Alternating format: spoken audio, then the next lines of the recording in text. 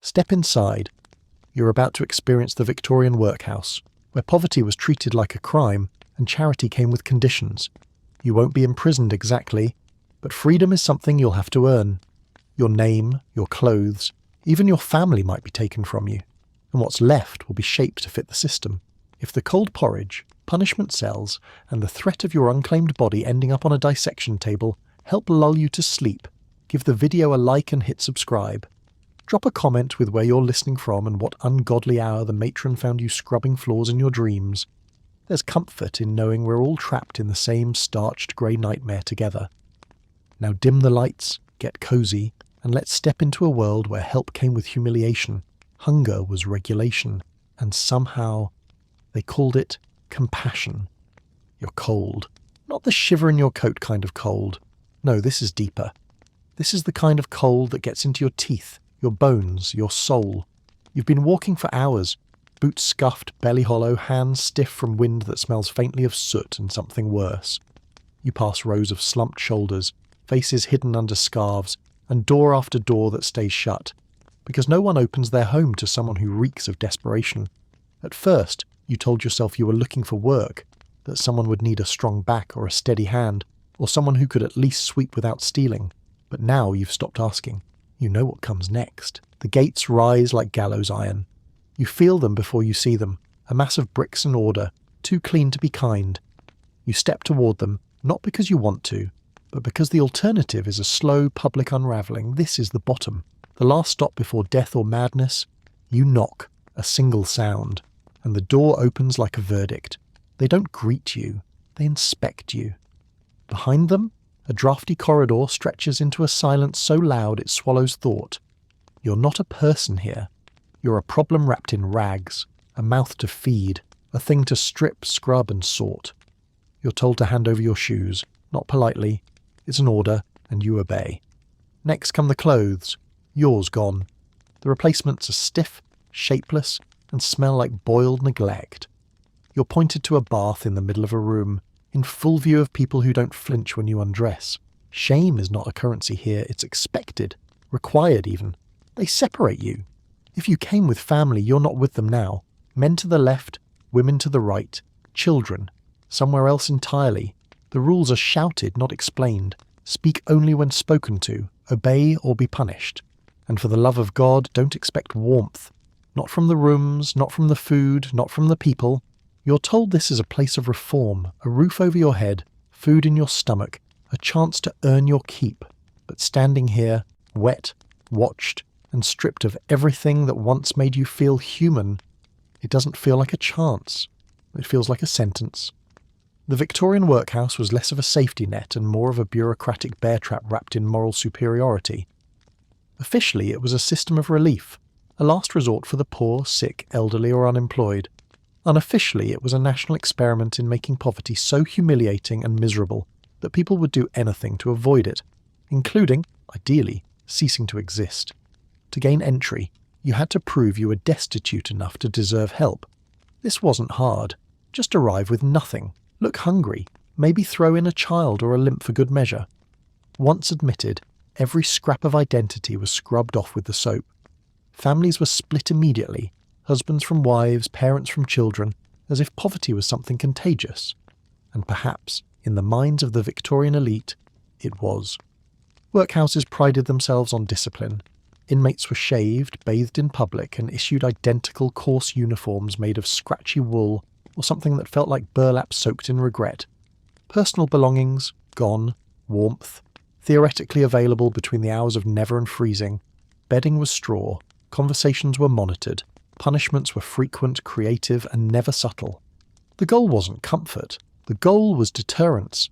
The whole system was designed to be so bleak that it actually encouraged the destitute to prefer hunger, homelessness, or death over the indignity of institutional salvation.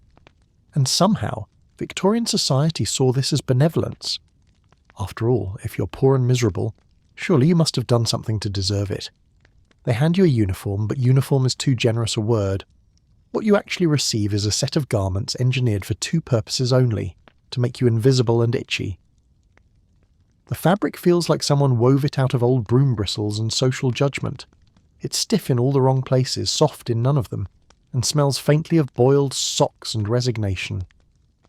You pull it over your head in a room where modesty has been officially declared illegal. Someone mutters that it's called grag-yum, a name that sounds like a Dickensian disease and feels like one too. It's been dipped in gum to make it hold its shape. That shape apparently is discomfort. Your shoes are confiscated and replaced with clogs, not the cute ones from Holland, the kind that feel like you're walking on wooden bricks.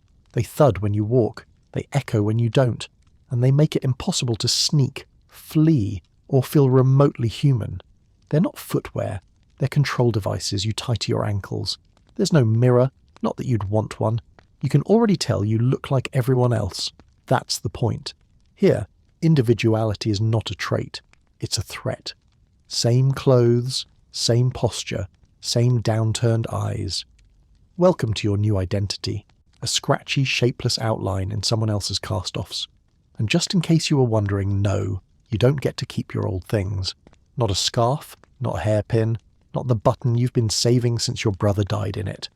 You hand it all over at admission like you're checking your soul at the door. This is not a change of clothes, this is erasure.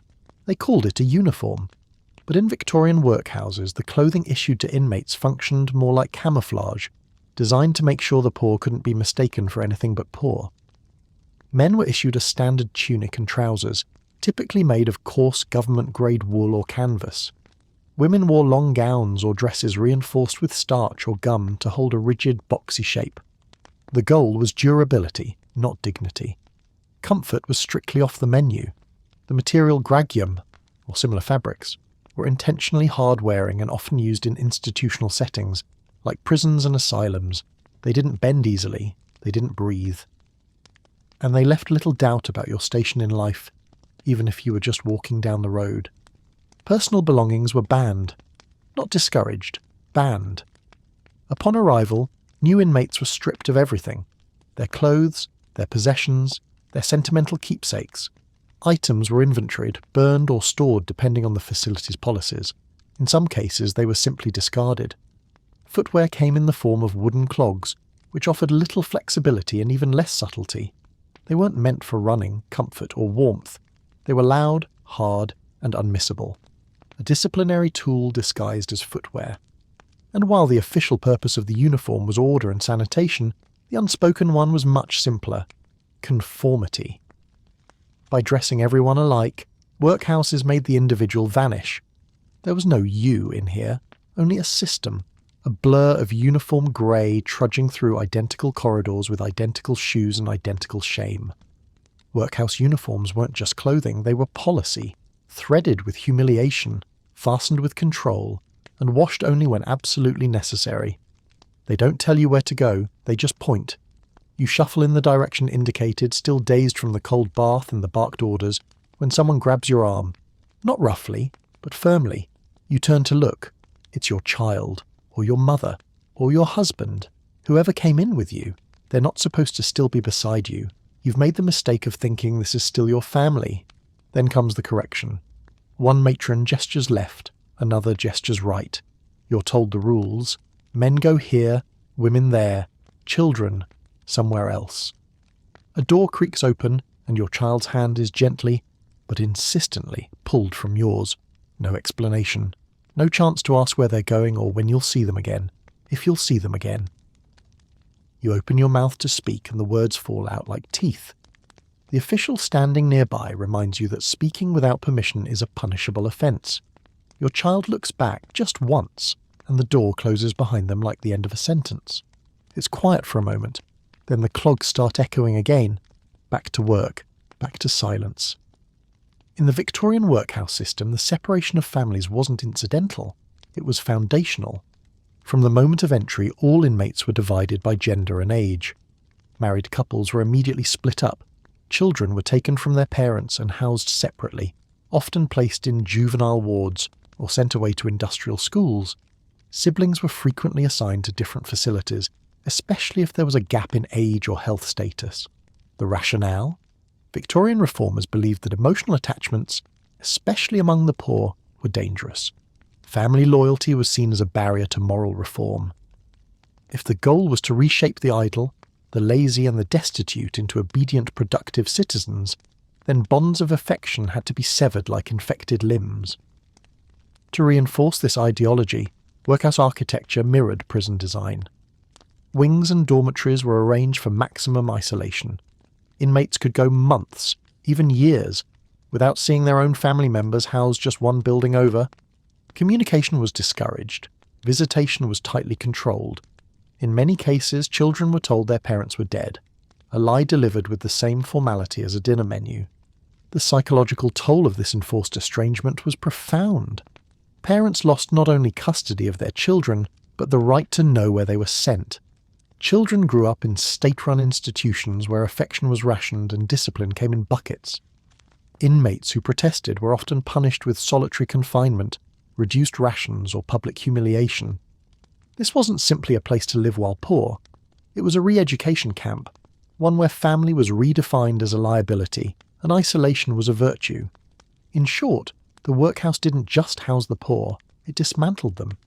You're woken before the sun even considers rising. Not by a bell, by a voice. It's too loud to ignore and too early to forgive. You blink in the half-light, still stiff from sleeping on a straw-stuffed mattress that sounds like it came pre-used from a stable. The room's already moving, dozens of others, equally crumpled, equally silent, pull on their stiff uniforms and shuffle toward the same corner. You follow because standing still feels like breaking a rule. No one talks. That's not a written rule. It's just common sense. There's no coffee, no yawn, no stretch.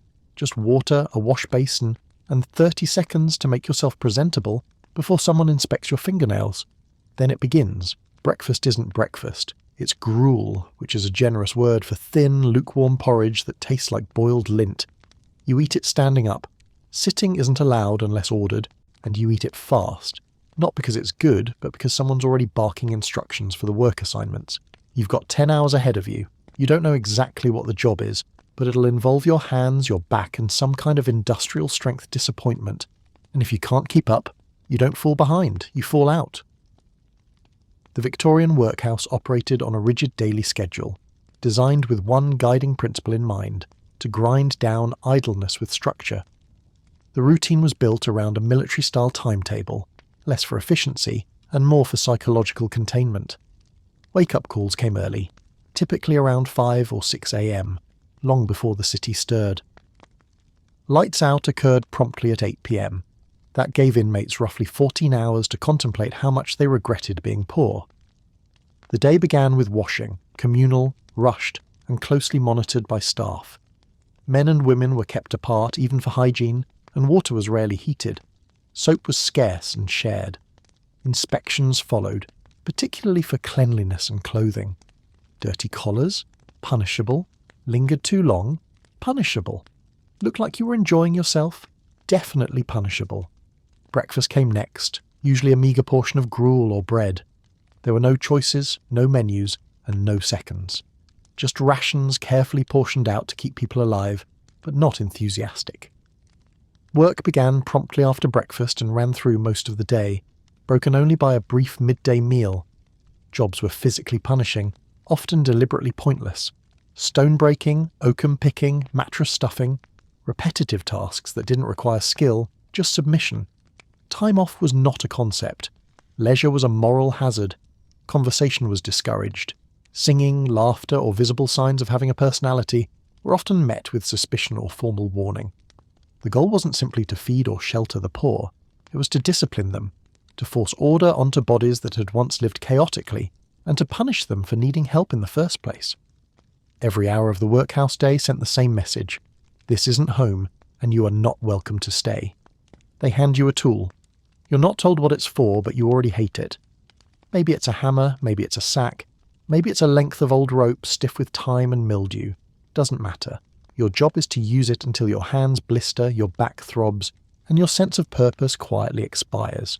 You don't get to choose the work. The work chooses you, based on gender, age, and whether or not the overseer thinks you look like trouble. Men are usually handed something heavy. Women are usually handed something filthy. Everyone is handed a quota that feels like it was designed by someone who's never broken a sweat in their life. You don't ask questions, not because you're afraid of the answers, but because the answer is always, get on with it. You start to understand the unspoken truth. You're not here to contribute, you're here to be broken. Workhouse labour assignments were not about productivity. They were about punishment. Every able-bodied inmate was required to work in exchange for food and lodging. But the tasks weren't designed to develop skills or generate profit. They were designed to be monotonous, physically taxing and demoralising. A day's labour might earn the workhouse a few pennies, but it was never meant to earn the worker anything except compliance. Men were typically assigned the most brutal jobs: stone breaking, where large rocks were smashed into road gravel using sledgehammers; bone crushing, where animal bones were ground into fertiliser, sometimes releasing foul dust that caused long-term eye damage and lung irritation; timber cutting, yard sweeping and other heavy lifting, all under strict quotas. Women were given jobs that were no less degrading, just differently miserable. Oakum picking, which involved unravelling old ship ropes soaked in tar using nothing but fingers and fingernails. Laundry work, often involving hot cauldrons and heavy linen soaked in bodily fluids. Mattress stuffing, which meant handling lice-infested straw, often damp with urine or illness from the last occupant. Children were not spared. They were given training tasks, often indistinguishable from adult labour, meant to prepare them for a life of service or hard labour. Few succeeded. Many simply aged into their parents' roles. Quotas were calculated not to be achievable, but to be almost achievable, ensuring inmates lived in a constant state of failure and fear. Falling short didn't result in a bad performance review. It resulted in reduced rations, extended shifts or public shaming. And if you were injured, too bad. The assumption was that poverty made you lazy. Therefore, pain made you productive. It wasn't about earning your way out. It was about proving every day that you deserved the bare minimum. And if you couldn't, then you were about to learn what real punishment looked like. You knew you'd get in trouble eventually. Everyone does. Maybe you looked the wrong way. Maybe your washing wasn't thorough enough. Maybe your clogs were too loud, your questions too direct, your spine not bowed at the correct angle of submission. Whatever it was, you've earned yourself a punishment. No one tells you exactly what you did wrong, but they all agree you did it. If it's your first offence, you lose your next meal. Not just any meal, the only one that had a molecule of warmth. Second offence, you're on a list. Third, that's when the matron really gets creative. Maybe you'll be locked in a room that smells like mould, regret, and last week's boiled onion. Maybe you'll have to stand for hours, not moving, not speaking, while everyone else eats or sleeps. Or maybe you'll be sent to the punishment cell where the windows are bricked shut and the walls listen better than your overseer. The message is clear. Poverty may have brought you here, but pride will keep you miserable. Victorian workhouses didn't need bars or chains to feel like prisons. They had rules, dozens of them, enforced with the kind of zeal usually reserved for cult leaders and disgruntled librarians. Every movement, every task, every silence was regulated. Inmates were required to follow daily schedules with almost military precision. Speaking without permission could result in reduced rations. Failing to meet a quota might mean being locked in a dark room or forced to scrub floors for hours on end. Even emotional expressions, crying, complaining, laughing, could trigger disciplinary action.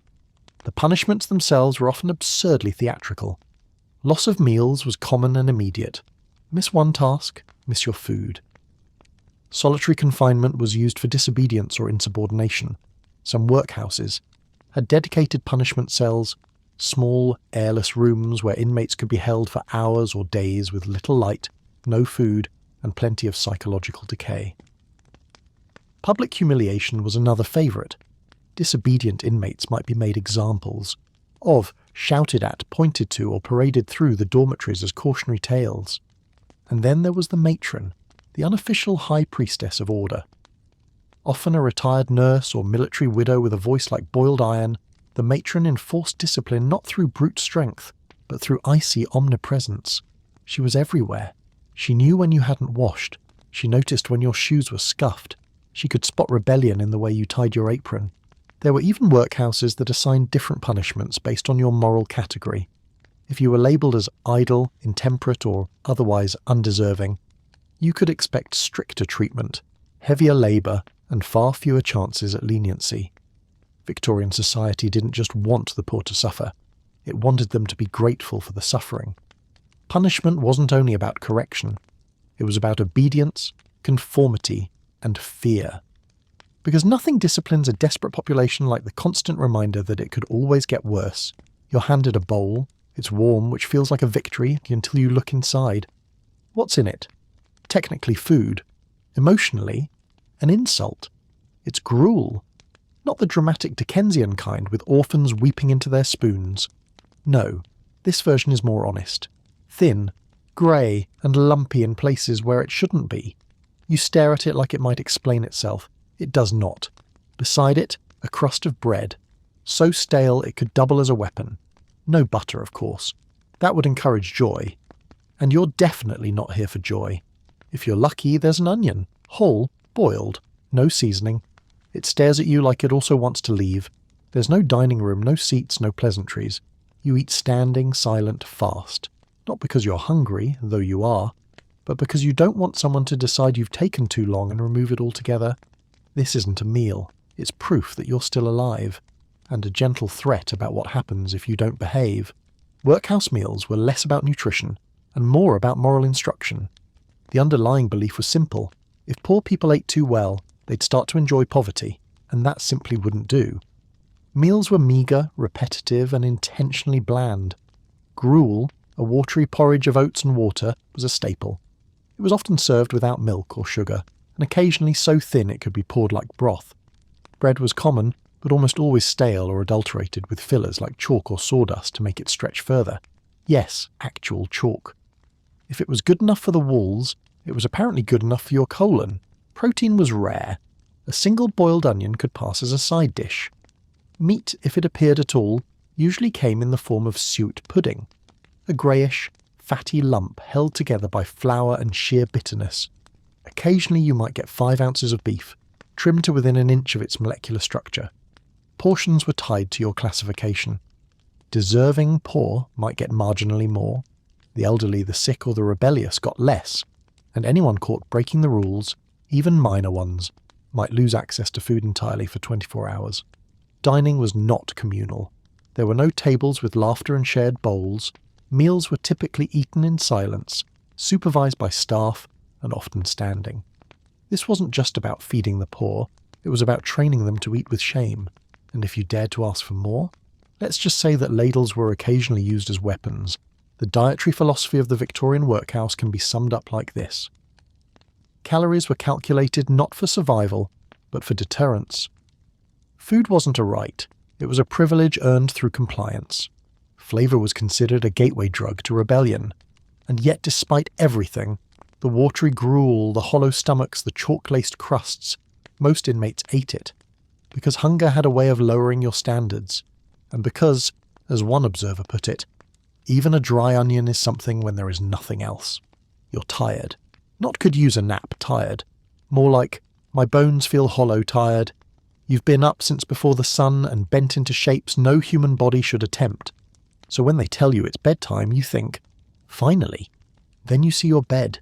It's not a bed exactly, more of a suggestion. A coarse sack filled with straw that smells vaguely of cabbage, sweat, and something less polite. The mattress is so thin it might legally count as a roomer. It doesn't sit on a frame. It sits on a wooden platform or the floor or, if you're lucky, a creaky cot shared with another snoring soul who twitches in their sleep and smells like boiled flannel. You get a blanket if they have any, a shared one if they don't. The dormitory isn't quiet. It's a symphony of coughs, wheezes, rustling straw, and someone muttering about pudding in their dreams. There are 20, 30 people packed into a room the size of a stable. Windows? Maybe. Heat. Not unless you count the breath of the man next to you. And just as you finally feel yourself start to drift off, someone snores, loud enough to raise the dead and wake the matron. You squeeze your eyes shut and remind yourself that no one ever died from bad sleep, probably. Workhouse sleeping arrangements were utilitarian at best and inhumane at worst. The goal was not rest, it was containment. Inmates were packed into dormitories by the dozen. 20 to a room was common. In overcrowded facilities, people were sometimes forced to share beds, especially children or those deemed less troublesome. Privacy was non-existent. Beds were lined up in rows, often with just enough space to shuffle between them sideways. The mattress was a bag filled with straw, which in theory was changed periodically, but in practice often became a microbial wonderland of lice, dampness, and old illnesses. Blankets were limited, especially in winter. Heating was rare and usually reserved for sick wards, if at all. Lighting was limited to a single oil lamp or candle, which was snuffed out promptly at bedtime. Talking after lights out was forbidden. Laughing? Dangerous. Anyone caught breaking the rules might find themselves on floor duty or worse, sleeping in solitary. Nightshirts were shared, especially for short-term stays. Yes, shared. As in, worn by someone else the night before, folded and handed to you as if the smell of someone else's despair was comforting. Bathrooms, privies, were typically located outside the dormitory, which meant that using them at night involved walking in clogs down a dark, cold corridor while hoping the matron didn't catch you. Most held it. Many didn't. And while sleep was allowed, dreaming was not encouraged. In a place where hope was rationed and fatigue was standard issue, rest was just another reminder that the morning bell would come far too soon. Because if you thought the day was hard, wait until you wake up and do it all again. You wake up feeling like you've been mugged by your own mattress. The air is damp. The room smells like wet wool, stale feet, and a hint of onion from yesterday's tragic dinner. Your back cracks as you sit up, and your first thought isn't about the coming work or the empty ache in your stomach, it's about water. Not drinking it, washing with it. You shuffle to the basin. There's no mirror, of course. Why bother? You already know what you look like. Tired, puffy, and faintly coated in hay dust. A line is forming. Everyone's holding on to slivers of shared soap like their currency. The water is cold, not refreshing cold, vengeful cold. It's been sitting in a tin basin overnight, collecting the echoes of other people's regrets. You dip your hands in, wince, and splash your face like it owes you money. There are no towels. You use your sleeve, or your cuff, or nothing. Someone else behind you clears their throat. That's your cue to move on. You've had your 30 seconds of hygiene. Time to start looking presentable, whatever that means in a place where people wash like Victorian penguins huddled around a bird bath. You are now officially clean by workhouse standards. In Victorian workhouses, cleanliness wasn't just about sanitation. It was about morality. Dirt was seen as a physical symptom of laziness, and hygiene was used as both a social sorting mechanism and a behavioural leash. Each morning began with a wash. Facilities varied wildly depending on the size and funding of the institution, but most inmates were provided access to a basin, sometimes shared, sometimes individual, with cold water and, if they were lucky, a lump of coarse soap. Hot water was a rarity. Baths were occasional, showers didn't exist, and there was no privacy. Men and women bathed separately but communally, often in large rooms or wash houses where modesty was impossible. The goal wasn't comfort, it was control. Soap was made in-house or purchased in bulk, often with harsh ingredients that stripped away not only dirt but dignity. Towels were rarely provided. Inmates dried themselves with their clothes, their hands, or simply dripped dry and shivered until it passed. Supervision was constant. Matrons and staff inspected for cleanliness, especially hands, faces, and collars. Dirty nails or smudged cheeks could result in punishment, including loss of meals or additional chores. Cleanliness wasn't a right, it was a performance. And yes, everyone shared. Basins, soap, sometimes even washcloths, which quickly became less cloth and more germ sponge. Disease spread easily in these conditions. Lice, scabies, ringworm, but complaints were rarely taken seriously. After all, what's one more rash among the desperate? The irony, of course, was that despite the obsession with washing, most workhouses were breeding grounds for illness. Because no matter how vigorously you scrub your face in the morning, it won't make up for 20 people sleeping shoulder to shoulder on damp straw. In the end, workhouse hygiene wasn't about getting clean.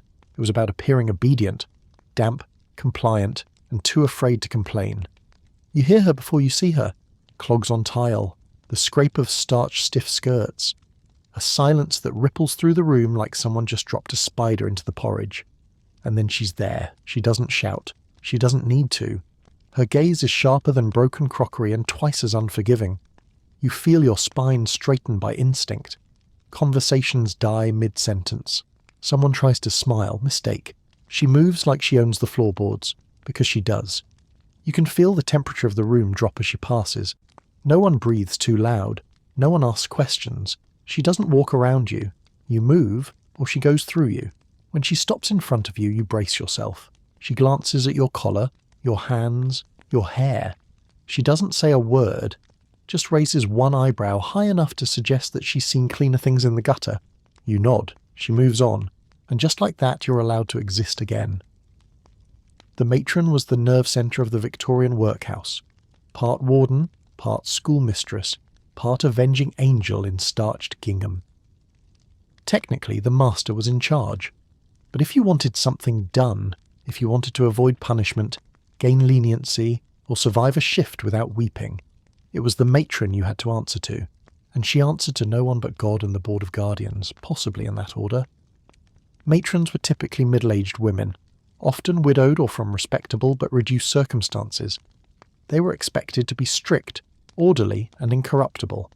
But more than that, they were chosen for their ability to enforce discipline without appearing cruel, which often meant appearing exactly cruel, but in a ladylike way.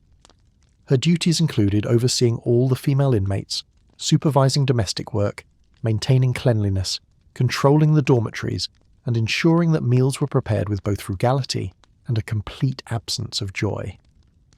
She was also responsible for upholding moral conduct, which could mean anything from punishing untidy beds to interrogating a girl about the suspicious origin of her baby. Children feared her, adults obeyed her, staff tried to avoid her. She was always watching. Under her gaze, complaints dissolved on the tongue, smiles flattened, insubordination evaporated. A look could deliver judgment. A raised eyebrow could set off an entire chain of consequences involving scrub brushes, cold basins, and meals mysteriously skipped. But to some, she was also a strange kind of protector, a barrier between the cruelty of the master and the chaos of the inmates, a fierce, unbending figure who enforced the rules because she had no other tools, and who might very occasionally slip a piece of extra bread to a child who looked too thin. The matron wasn't just a person. She was a system wrapped in a corset, and she kept the entire machine running on punctuality, discipline, and fear. And if you crossed her, well, there was always the punishment cell. You hear them before you see them. Small voices, muffled behind thick doors. Not laughing. No, that sound's been trained out of them. It's more like quiet humming or hiccuped sobs turned into lullabies. You hesitate at the threshold. There's something unnatural about a room full of children that quiet. Inside, they sit in rows, little legs dangling off long benches, faces scrubbed raw, clothes stiff as cardboard, each one trying very hard to take up less space than they do. Some look up when you enter, most don't. You realise they've been taught that attention draws trouble. One boy clutches a wooden spoon like it's a toy. A girl stares at the floor as if the secrets of the universe are hiding in its cracks. There are no toys, no books. The walls are blank, the floor's cold, the air tinged with chalk and starch. If these children had parents when they came in, they don't have them now. Not in any way that matters. You think of asking where your own child is. You don't. Because in this place, questions come with consequences. Children weren't just admitted to Victorian workhouses, they were absorbed into them, reclassified, reprogrammed. Legally, children could be admitted alongside their parents, but the moment they crossed the threshold, they were separated, physically and emotionally. Workhouse ideology held that the poor were poor because of moral failings, and that children had to be removed from such corrupting influences as quickly as possible. In practice, that meant division by age and sex, often as young as 2 or 3 years old. Infants were kept in nurseries.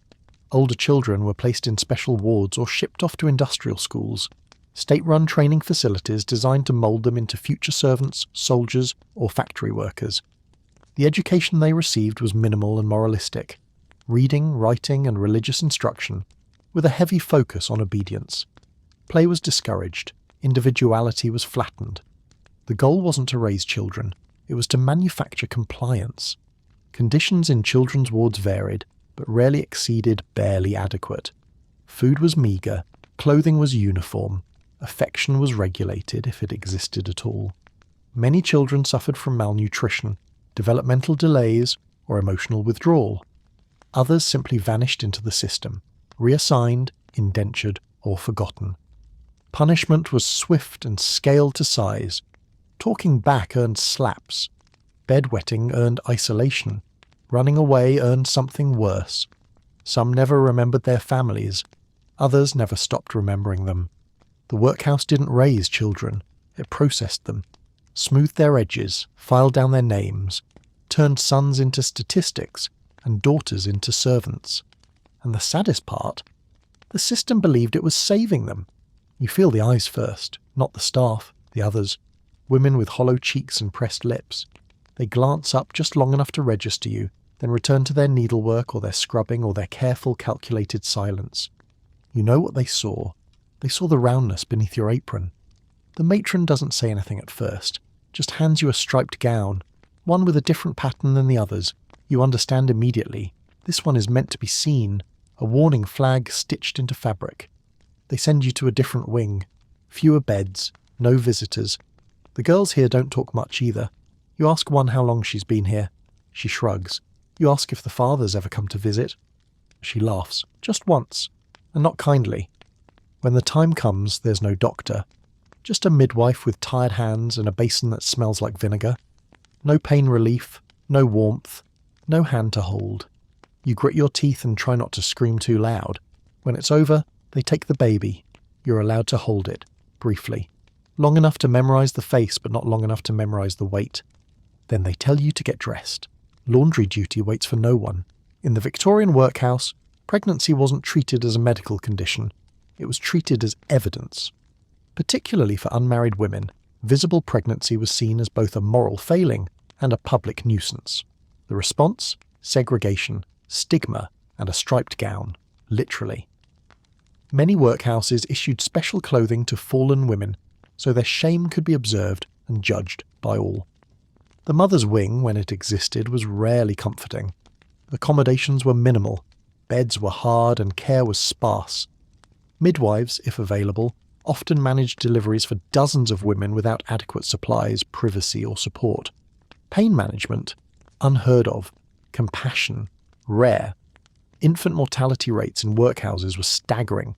Overcrowding, poor hygiene and limited medical care meant that many babies died within days.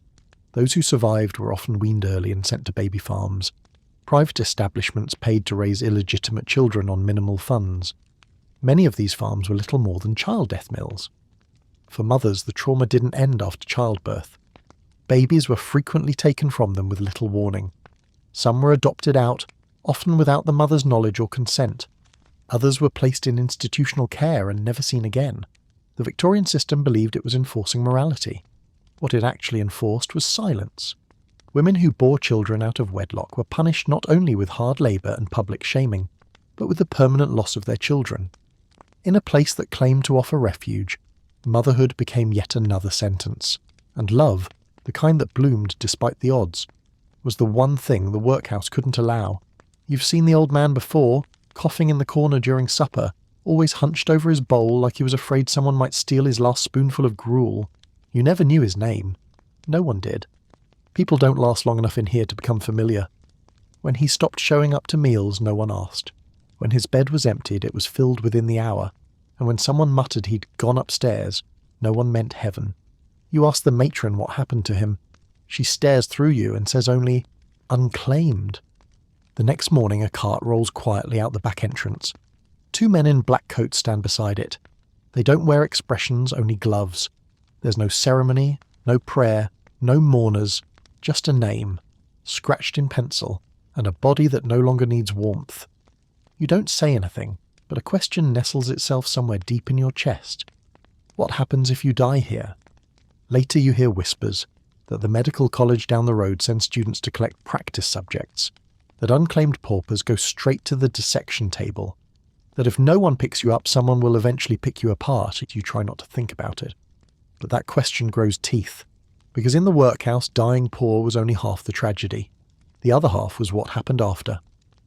In 1832, the British Parliament passed the Anatomy Act, a piece of legislation that, while intended to curb the illegal body-snatching trade, opened a far more sanctioned kind of horror for the poor.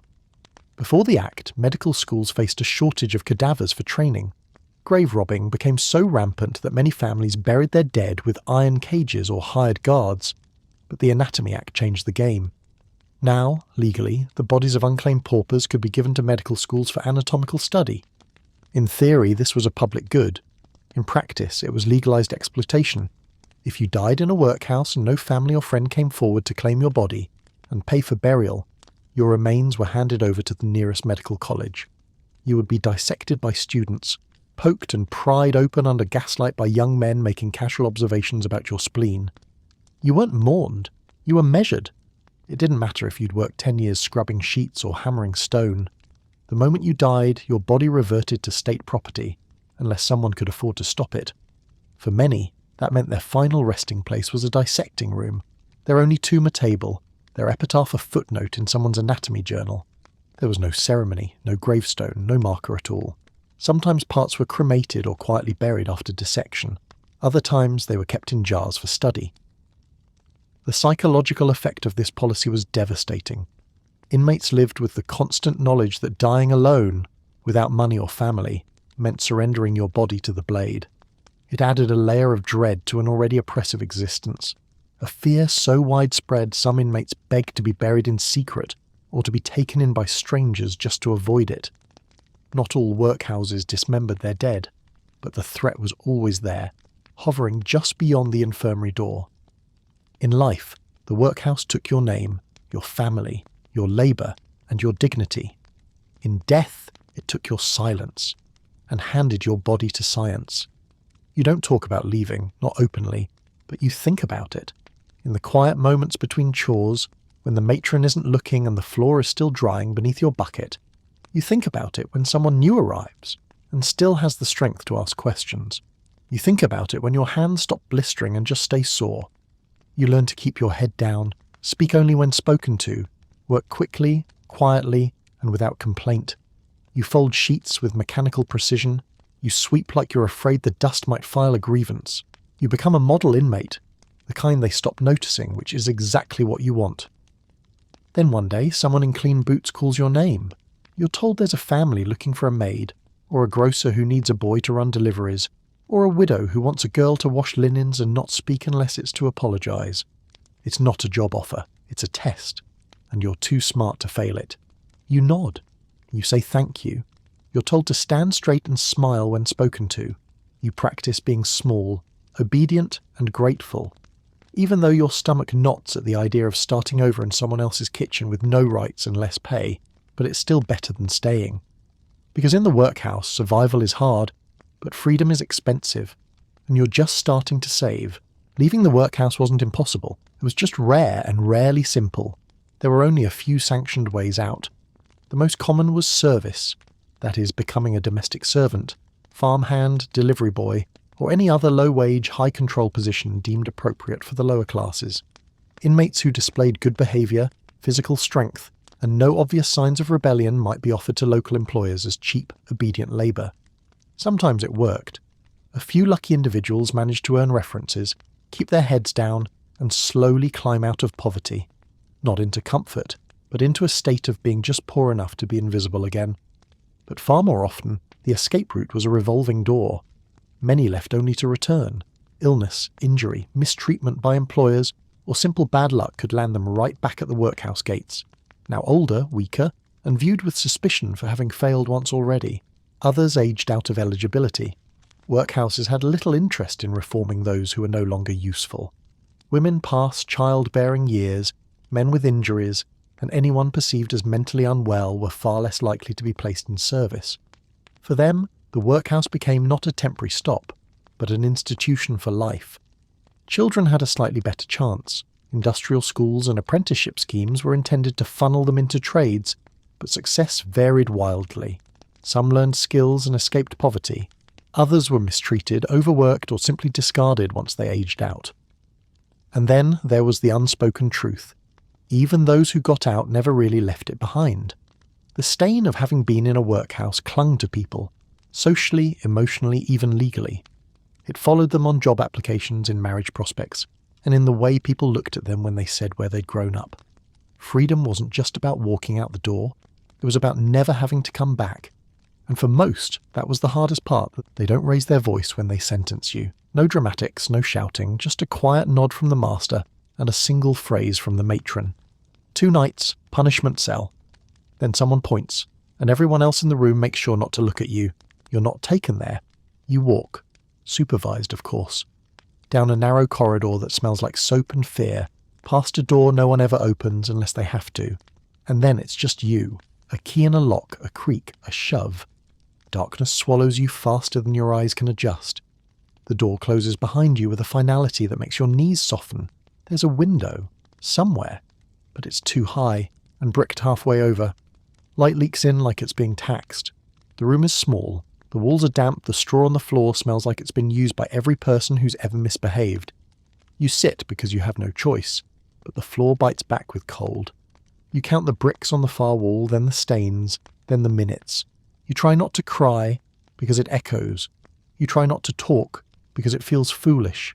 You try to sleep, but your thoughts won't shut up, and neither will the rats behind the wall. You wonder if they've forgotten about you, and worse, if they haven't. The punishment cell was the workhouse's most effective method of breaking spirits without leaving a mark. Not every infraction led you there. But for the repeat offenders, the loud, the slow, the rebellious, the ones who dared to talk back or show a flicker of personality, this was the institution's final word. Solitary confinement was rarely called by that name. Officially, it was a detention room, a refractory cell, or in some cases simply number 12. But every inmate knew it by its feeling: cold, damp, silent, and suffocating. These cells were small, sometimes no more than a few feet across. Light was minimal, often filtered through tiny bricked windows near the ceiling. There was no bed, no blanket, just straw, which was changed less often than was sanitary. Some cells had a single bucket in the corner for bodily needs. Many didn't. Meals, if they came, were basic rations slid through a hatch. Water was limited. Warmth was theoretical. Time slowed to syrup, and isolation amplified every fear you came in with. Punishment sentences varied. A first offence might earn a few hours, a second overnight. Repeat infractions could lead to days at a time, or even longer if the master was particularly vindictive. Inmates were left alone with no human contact, no activity, and no reprieve. Some reported hallucinations, others simply wept. What made the punishment cell so effective was its silence. In a workhouse filled with noise, footsteps, clanging bowls, shouted orders, the quiet of that little room became a kind of violence all its own. And when you were finally let out, you didn't run. You nodded, you went back to work, you folded your hands, you kept your voice low. Because the punishment cell taught you the most important rule of all: don't give them a reason to remember your name. At first you think it's just fatigue, a few extra aches, a tighter chest, the kind of soreness that settles into your spine after too many nights on straw and too many hours on your knees, scrubbing floors that never stay clean. But it doesn't go away. Your breath shortens. The cough lingers. Someone finally notices that you're working slower than usual, and before you can explain, you're pulled off the line and told you're being transferred to the infirmary. You think this might be a relief, a place to rest, a chance to lie down without earning it. You're wrong. The infirmary is colder than the dormitory, quieter too, but not in a peaceful way. It's the kind of quiet that watches you, the kind where no one talks unless they're asked, and no one asks unless they're sure it won't be mistaken for weakness. There's a nurse, or someone who used to be one. She smells like soap and boiled cabbage and gives you a look that says she knows exactly how many people have died on that mattress you're about to lie down on. It's stained, it's damp, it sags in the middle. There's no doctor. Not today. Maybe not tomorrow. You hear one comes once a week or when someone's lucky enough to bleed visibly. You lie down, cover yourself with a blanket so thin it makes you nostalgic for the concept of warmth, and try not to cough too loud, or too long, or too much. Because you're not here to be healed. You're here to be monitored, till you either get better or become the next vacancy. Workhouse infirmaries were where hope went to die very quietly, usually between 3 and 6 a.m, with no witnesses. Despite being created as places of care, infirmaries were notoriously underfunded, understaffed, and overwhelmed. Most had only a handful of nurses, sometimes not even trained ones, and a single doctor who made infrequent visits, depending on budget, location, and whim. Medical supplies were minimal, cleanliness was inconsistent, and oversight often prioritised order over treatment. Beds were straw-stuffed sacks or worn cots, often placed side by side with barely enough room to walk between them. Ventilation was poor, heating was worse. Windows were kept closed for modesty, not health, and diseases like tuberculosis, cholera, and influenza spread like rumours. Inmates sent to the infirmary weren't prioritised for recovery, they were triaged by usefulness. If you were young and strong, efforts might be made. If you were old, frail, or slow to heal, you were watched and rationed like a bad investment. Feeding protocols were meagre. Treatments ranged from basic bandaging to rest, which often meant being left alone until the illness resolved, or didn't. Even maternity care, when provided, was grim. Women gave birth on stained bedding, assisted by overworked midwives and supervised by matrons, whose primary concern was that the baby didn't disrupt the schedule. There was no comfort, no privacy, no healing environment. Death was common and quiet. Bodies were removed quickly without ceremony, beds were reused the same day, paperwork was sparse, some names were misspelled, others were never written down. The infirmary wasn't where you went to get well, it was where you waited to see which way your body tipped. And most of the time, no one was watching close enough to care. You've been standing in line for 20 minutes without moving more than your eyes. No one speaks, no one shifts. There's a draft crawling down your spine, but you don't dare adjust your collar. You cleaned your boots twice, you retied your apron 3 times, you scraped the dirt from under your fingernails until you bled, and still your hands don't look clean enough. Because today is inspection day. You hear the creak of polished shoes behind you. He's close now, the guardian, or the visitor, or the inspector with the notebook and the gloves and the expression of someone touring a poorly reviewed hotel. He doesn't look at you so much as through you, at your posture, your cuffs, your teeth. He nods, says nothing, scribbles something down, moves to the next body in line. The matron is standing nearby, arms folded, lips thin. You can feel her waiting to pounce if someone stumbles, if someone sneezes, if someone forgets how to be perfectly pitiful without being disrespectfully visible. You try to keep your face neutral. Too much cheer looks suspicious. Too much fear makes you look unstable. They're not here to help. They're here to confirm you still deserve exactly what you're getting. No more, no less. When it's over, you feel something close to relief, until you remember they come back next week. Inspections were a regular part of workhouse life, and not for the benefit of the inmates. Boards of guardians, local parish officials, benefactors, and sometimes even curious members of the public made scheduled and occasionally surprise visits to assess the condition of the institution. These inspections were supposedly meant to ensure order, cleanliness, and moral propriety. In practice, they were theatre. Inmates were cleaned, lined up, and presented like inventory. Rooms were hastily scrubbed. Meals slightly improved for the day. Staff made sure the youngest and cleanest inmates stood in the front row. Anyone unruly or unsightly was hidden. In the kitchen, in the infirmary, in silence. Visitors were shown the dormitories, the laundry, the chapel and the schoolrooms, but only after they'd been staged like scenery.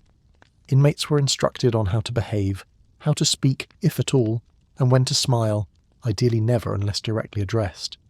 Questions were rarely asked of inmates, and when they were, answers were rehearsed. Yes, sir. No, sir. I'm grateful, sir. Some inspectors came with genuine curiosity. Others came with moral superiority, seeking proof that the poor were being kept in their proper place, clean, humble, industrious, and visibly uncomfortable. Reports were written, boxes ticked, comments made about posture, health, and manners. Very few inspections led to improvements. Most simply reaffirmed the institution's commitment to keeping poverty orderly and out of sight. To the inmates, the inspections weren't moments of hope. They were performances under threat. One missed button, one clumsy answer, one moment of honesty could result in punishment after the visitor left. In the workhouse, being seen was never the same as being helped, and being inspected was just another way of being controlled, politely. You sit on the hard pew with your back straight, your eyes low, and your hands clasped in a posture that says both devotion and please don't notice me. The chapel is cold, always cold. The stone walls swallow sound and light alike. There's no fire, no music, just the dry scrape of shoes and the heavy breath of a man preparing to tell you that this is all your fault. The sermon begins. It's not about comfort, or grace, or love. It's about discipline, about the righteous consequences of laziness, drunkenness, vanity, and all the other sins that, conveniently, map perfectly onto the reasons you ended up in here in the first place. You glance sideways at the others. They're not listening, they're surviving, nodding when appropriate, folding hands when expected. One woman mouths along with the scripture, not from belief, but from habit, from self-preservation. Because failing to appear devout is the same as being ungrateful, and being ungrateful in a place like this is an offence that comes with consequences. You bow your head when it ends, not in prayer, in exhaustion. Religion was woven into the fabric of the workhouse, not as a source of hope, but as a tool of moral engineering. Every workhouse had a chapel. Every inmate was expected to attend. Services were held regularly, often daily, and attendance was mandatory. Refusal could result in punishment, loss of rations, or confinement. Even the sick were expected to participate, sometimes wheeled into the back rows in silence. The religious doctrine taught in workhouses was almost universally Protestant, conservative, and deeply moralizing. Sermons emphasized self-denial, obedience, humility, and, most of all, repentance. Poverty was not framed as a misfortune. It was presented as a consequence of sin, a symptom of laziness, drunkenness, or sexual impropriety. Even children were subjected to this ideological treatment. Their schooling included not just reading and writing, but strict religious instruction. They learned hymns that reinforced obedience, catechisms that taught them their place, and prayers that subtly suggested God loved them more when they didn't ask for things. The clergy appointed to these institutions varied. Some were kind but overworked. Others were stern moralists who saw themselves as gatekeepers between salvation and the slums. To many, the workhouse was a proving ground, not for religious conviction, but for social conformity. Confession wasn't formalized, but penance was implied in every aspect of life. Hard labour, limited food, shared clothes, and constant surveillance. Every prayer uttered beneath the chapel's damp rafters carried the same unspoken subtext. I will try harder to be less of a burden. Ironically, while the system pushed inmates towards spiritual reform, it often denied them emotional or pastoral support. There was little counselling, few moments of real compassion, and no space for doubt, anger, or grief. Religion in this context became another mechanism of compliance.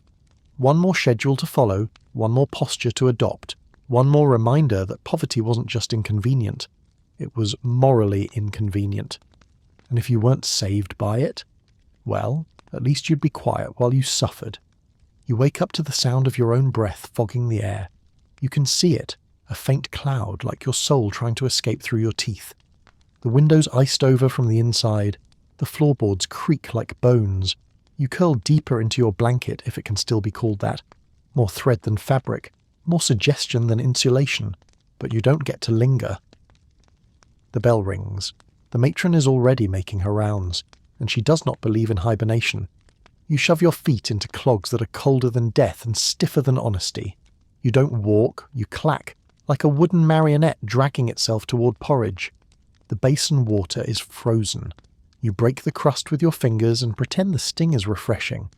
Later, during work, your joints seize. Your fingers don't close all the way. You're assigned to outdoor duties, yard sweeping, coal hauling. Not because it's necessary, but because it's character building. You shiver until your ribs ache and your hands go numb, and still, you're told to be grateful it's not snowing. The old man next to you doesn't come back from his shift. The matron says he slipped. The others say he froze. The truth, you suspect, is that no one really checked. You don't ask questions. You just fold your arms tighter and keep moving. Because the workhouse might be many things, cruel, cold, and crushing. But it is never delayed by the weather. Victorian workhouses were not built for comfort, and nowhere was that more obvious than in winter. The buildings themselves were large, often draughty and poorly insulated. Many had stone walls, single glazed windows, and chimneys that hadn't seen a proper fire in years. Heating was either limited to common areas or for show, or withheld entirely to conserve fuel and encourage movement. Blankets were thin, straw mattresses offered little insulation. Cold seeped up through the floors and down from the ceilings. Clothing was standard issue year-round. Stiff uniforms, wooden clogs, and wool garments that rarely dried once dampened. Access to warm water was virtually non-existent. Wash basins froze. Baths, when given, were frigid and communal. Laundry froze on the line. Inmates were expected to continue their labour regardless of frostbite, wind chill or illness. Outdoor duties didn't stop for snow. Work assignments included path clearing, deliveries, and manual labour in unheated yards. Inmates caught shivering were reminded that warmth was not a right. It was a privilege, earned through obedience and endurance. The elderly suffered most. Many died from exposure, illness, or complications related to the cold. Workhouse infirmaries filled quickly with cases of pneumonia, bronchitis, and tuberculosis, none of which were treated with any urgency. The death rate rose. The rules did not change. And yet, through it all, the mantra persisted. The workhouse provides shelter. The workhouse provides food. If you are cold, you are not working hard enough. Winter in the workhouse wasn't just a season. It was a second sentence, a punishment for not dying in autumn. No one says the word death in here. Not directly. They say things like, she's gone upstairs, or he didn't wake, or, more often, nothing at all. The bed is simply empty the next morning, the blanket folded tight, the mattress already assigned to someone else before breakfast is cleared. You ask what happened. The matron tells you without looking up that he was unclaimed. That word hangs in the air heavier than the coal smoke. Later you see the cart, small, wooden, unadorned. It rolls out through the back gate, not the front. There's no procession, no prayer, no one follows it. You don't even know the man's full name. Just that he sat near the corner and once gave you his crust of bread when yours went missing. They say there's a graveyard for people like him. You've never seen it. It's not marked on any maps. But you've heard whispers that the graves are dug 6 at a time and filled just as quickly, that the coffins are thin, that the names fade even before the ink dries. And sometimes you hear worse. That not everyone who dies in the workhouse is buried right away. That if no family steps forward, and most don't, the body might be sent to the medical college, for dissection, for training, for something that feels less like death and more like a second sentence, served silently under gaslight and gloves. You try not to think about it, but that night you double-check your pockets, as if your name might be in there, just in case they forget who you are when the time comes. The unclaimed were the invisible dead of the Victorian Workhouse. These were the men and women who died with no one willing or able to bury them. No family to collect the body. No money for a funeral. No legacy except a name in a ledger, if that.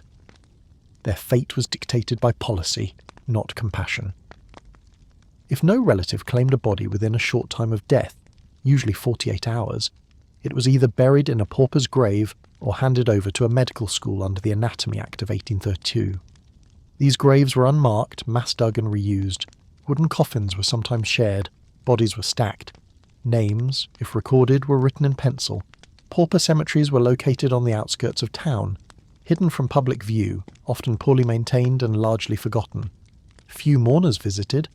Most workhouse inmates didn't know where their dead were taken, and staff rarely gave details.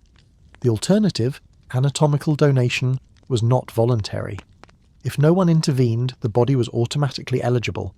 It could be transported to a nearby medical school, dissected by students, and disposed of anonymously afterward. There were no family notifications, no objections considered.